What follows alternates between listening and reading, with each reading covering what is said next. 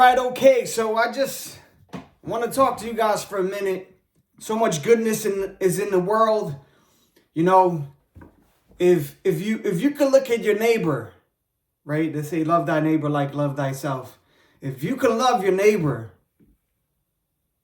and really open up to them, not because you need something from them, not because you're requiring something from them, not because you think they're rich or they're well off, or you think that they deserve some kind of high stature.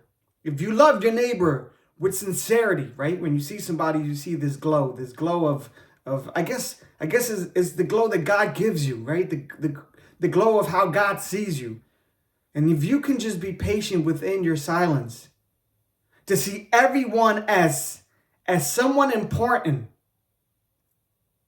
then I think we can really have a revolution of a mind state where it's not concentrated on needing something from somebody, but rather the joy of what it is to be alive on this planet. For me, sometimes I don't always feel appreciated. I'm going to be honest. Sometimes I don't feel appreciated. Not because I don't think the people that love me and support me don't appreciate me. I think I'm getting to where I'm at because people are supporting me. They're listening to my music. They're sharing the podcast. They're telling me on the phone that they love what I'm doing. But in the larger spectrum of how things are going, I feel that maybe I'm like an underdog, right? English is not my first language. Prefiero hablar en español, pero no siempre lo hago. Uso los dos idiomas para expresarme y para que la gente me entienda un poco mejor. Y por eso es que yo creo que cuando uno se encuentra en ese momento donde cree que las cosas son difíciles, se vuelven difíciles. So let me bring it back. Life is not to be taken so lightly.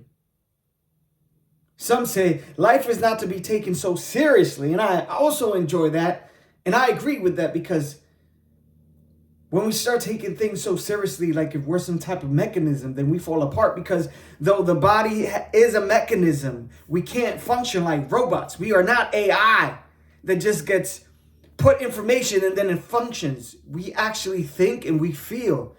And somewhere in that process, we decipher who we are, what we want from life, and how we want to carry out the things that we want to do. So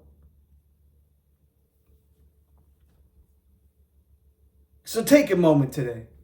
If you haven't taken a moment already, take a moment to just sit in front of the water, sit in front of the sun for one moment. I don't care if it's 2 minutes. I don't care if you can't last 5 minutes meditating yet. Take a deep breath. And know that, this feels good. My body understands relaxation. I don't need to be in a massage position to relax. I can just trust the moment, trust the process. Trust that you are not alone, man. I know I say this all the time. You are not alone, but I really feel it. I really feel like some people think that they have to do everything by themselves. They got to carry the mortgage by themselves. They gotta feed the kids all by themselves. That's why people sometimes, they're willing to give a helping hand. And there's programs out there, right? The government has programs assisting people who are in need, who are in hardship. So I suggest you start looking people up. Get to your community chambers of commerce and ask them. That's what they're here for. Ask them, I'm having struggles with this. I'm looking to do this. Can you point me in the right direction? Can we be honest? All right. Since I'm on here and I'm here deciphering whether I want to rap or whether I want to do a poem, before I do a short little poem to end this segment, I'm going to say this. Trials and tribulations, things that get in the way, we call them obstacles and challenges, are not put in front of us because we're weak. We are warriors. So look at yourself as a warrior of light. Your spirit is great. Your body and your mind functions when you tune to your spirit and you become one. That was what the Holy Trinity was about. That's what Jesus defined things for, right? He said in one of his teachings that me and the Father are one. He united with God to do the things that he did.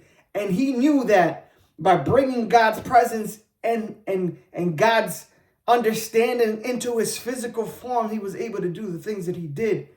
So, ladies and gentlemen, I do not care what your belief systems are. What I care about is that you do share that love you have for God and that love of who you are as a person with people, with individuals. Share that. Don't damn them. We're not here to damn people. Dams are for the beavers. We are here to uplift, Depending on the bracket that you are, right? We got this social classism in the United States. And depending on what bracket you are, you almost hang out with that crowd, and I get it.